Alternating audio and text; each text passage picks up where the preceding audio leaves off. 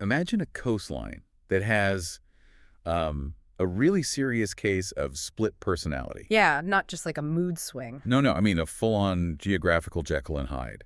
We're talking about a place that is legendary for being two completely different worlds depending on what month you show up. It's pretty much the defining characteristic of this stretch of coast. I mean, you look at the calendar in, say, January, and you have these terrifying, just monstrous walls of water. We're talking big. 6-story buildings crashing down. It's an arena for the bravest people on Earth. And then you flip that calendar to July. And it's a bathtub. It's crystal clear, lake flat.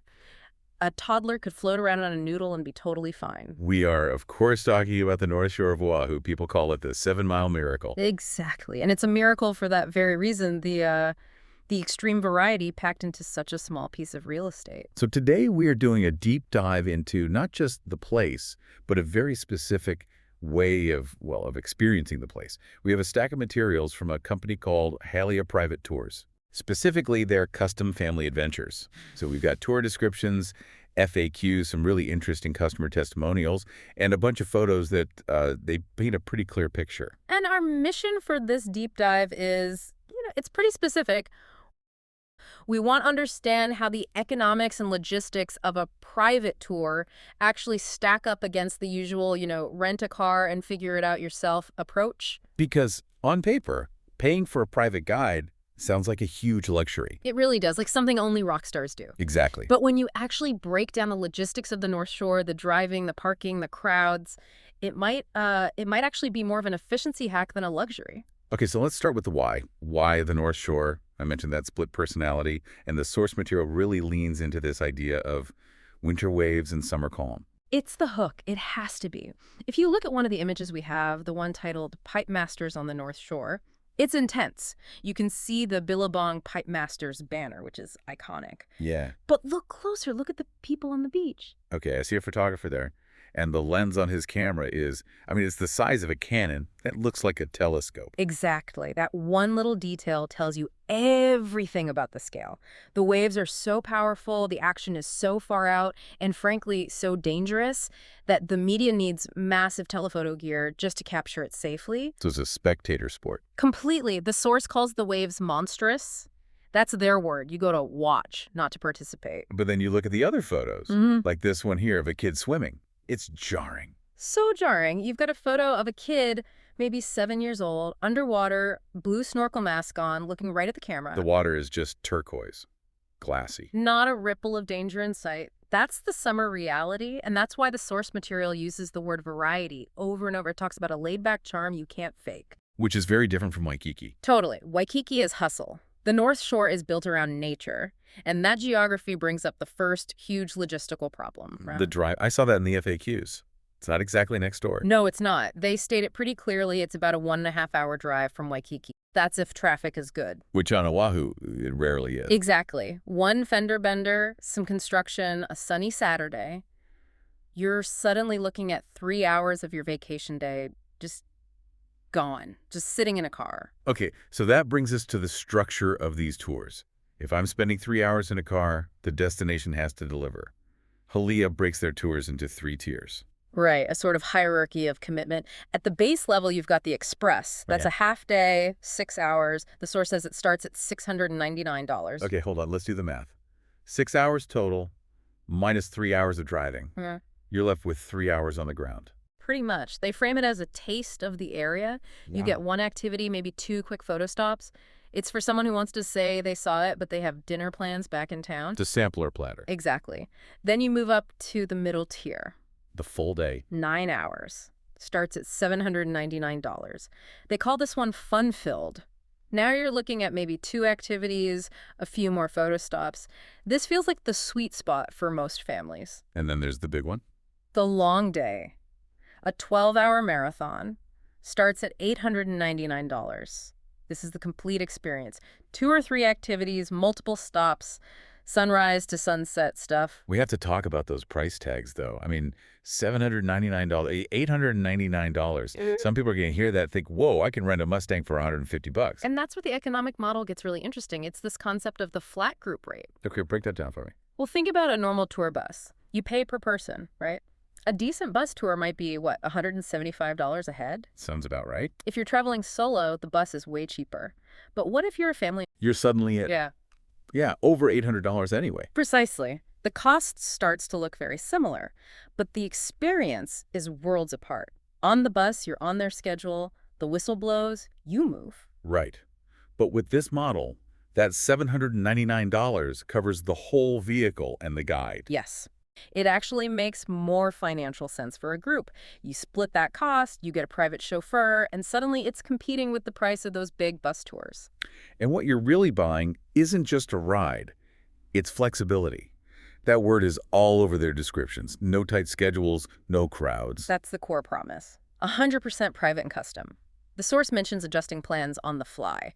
For any parent, that is the magic phrase. Oh, absolutely. Total game changer. You get to a beach, the kids are having the time of their lives. On a big tour, you have to drag them away, kicking and screaming. Here, you just tell the guide, hey, let's skip the next stop and just stay here an extra hour. You own the schedule. So where are we actually going on this flexible schedule? This is sort of the cultural heart of it all. It's a tourist town, but it still feels like a real surf town. The landmark, visually, is the Rainbow Bridge. I love that photo. The white bridge, the double arches over the river. It looks so classic. It's like the gateway. It tells you you're leaving the city behind. And that river, it connects directly to another major highlight, Waimea Valley. 'Cause when I hear valley hike, I just think mud and mosquitoes. See, that's the misconception. This isn't some hardcore jungle trek. The source specifically highlights a paved path. Paved. Paved. There's an image here of this massive, beautiful tree shading a perfectly smooth road. You could push a stroller on it. You could take an older relative. It's nature, but it's accessible. So nature with guardrails. Exactly. Right. And the payoff at the end is a waterfall where you can actually swim. They even have lifeguards. It's the tropical fantasy photo op without the risk. And of course, you can't talk North Shore without the beaches. Yeah. The 7-mile miracle. A local guide knows which beach access has, like, zero parking. So they can drop you off right at the entrance. The friction is just gone. That alone probably saves an hour of your day, not to mention your sanity. Okay, let's talk about doing versus just seeing. The activity section is pretty specific. It is. The one that stands out is paddleboarding or kayaking upriver. Back to the Rainbow Bridge.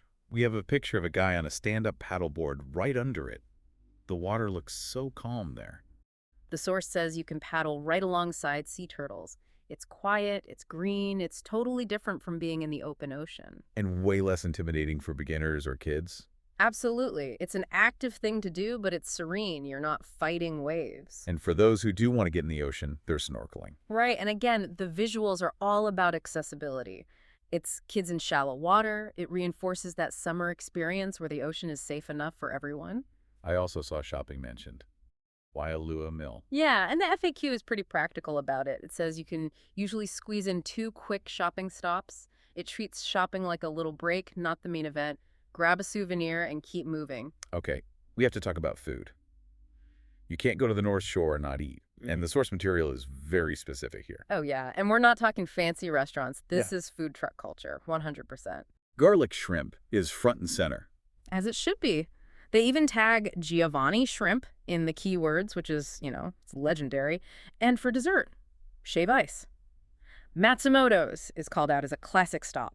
But the food truck thing, is it just for the vibe, or is it also logistical? That's a great question. It's both. Culturally, that is the North Shore, but logistically, it's genius for a tour. A sit-down lunch takes 90 minutes. Easy. And that's 90 minutes you're not swimming or exploring. Exactly. With a food truck, you grab your shrimp, sit at a picnic table, and you're done in 20 minutes. It keeps the day's momentum going. Plus, for families, sitting in a restaurant with a toddler isn't exactly a vacation. It's a hostage negotiation, usually. Yeah. Eating outside where the kid can run around, that's actual relaxation. Speaking of kids, I want to get into the human element. These testimonials are surprisingly specific. They really are. One review says he was really funny and knowledgeable. Another says he was fantastic with engaging our kids. And skill engaging the kids, that's everything. It is. If the kids are bored, the parents are miserable. A guide who can keep the backseat entertained changes the whole vacation. I see one here. They had a day to kill after a cruise with a late flight. Right, and Michael filled that gap perfectly. The reviewer says he was so knowledgeable, it shows these guides aren't just drivers, they're telling stories, giving historical context. They're an entertainer and a historian. And a distraction. The parents actually get to enjoy the view because the guide is keeping the kids occupied. You can't get that from a GPS app. And the FAQ section backs this up. It asks, is the North Shore tour good for all ages? And the answer is a very confident, absolutely. And you can see why. When you look at the structure, shorter stocks, swimming, shave ice, turtles, it's designed to prevent meltdowns. The no pressure thing means if a kid is having a tough moment, you just change the plan. So when we step back and look at this whole deep dive, what are we really seeing? I think we're seeing the North Shore as an experience that needs to be curated. That's the word. Generated. I like that. It's this delicate balance of wild nature and local culture. And that approach seems to be all about removing the friction between you and that experience. Yeah, the value isn't just the transportation. Not at all. The value is the expertise, Yeah. the logistics management. It's buying the luxury of not having to worry. You're outsourcing the stress. Yes. That- You aren't worrying about where to park or which of the 50 shrimp trucks is actually good. You're just present. Decision fatigue. It's a real thing on vacation. It is. We have all the information in the world on our phones, but information isn't the same as wisdom. Knowing where a beach is doesn't tell you if the current is dangerous that day. That's a great distinction. Information versus wisdom. The guide has the wisdom. And that leads to, I think, a final thought for our listeners. What's that? We live in this age of automated do-it-yourself travel. We book our own flights, navigate with GPS, read reviews. We think DIY means freedom. But does it? That's the question. Does the DIY approach actually give you freedom, or does it just burden you with the job of being a logistics manager? Right. You become the navigator, the parking attendant, the scheduler. And the source material suggests that maybe true freedom comes from surrendering control to an expert.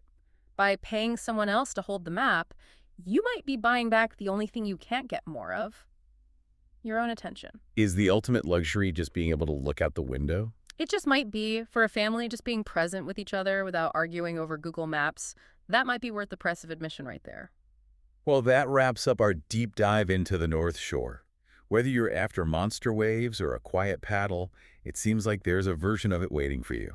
Just remember to check the calendar before you pack your snorkel. Good advice. Thanks for listening, everyone.